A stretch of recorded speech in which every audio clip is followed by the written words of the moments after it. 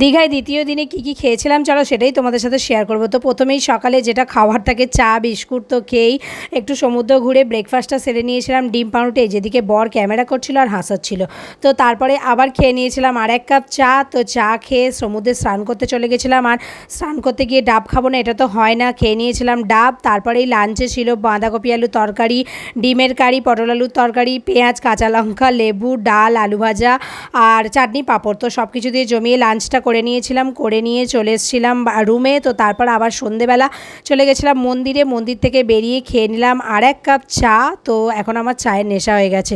তো তারপরে খেয়ে নিয়েছিলাম ফুচকা, ওখানকার ফুচকাটা তো টেস্ট করতেই হবে। তো তারপরে এখানে মাছ আর কিছু কিনিনি, তো চিকেন কাবাব কিনে নিয়েছিলাম, নিয়ে রুমে চলে গেছিলাম। তো চিকেন কাবাবগুলো দারুণ টেস্ট ছিল।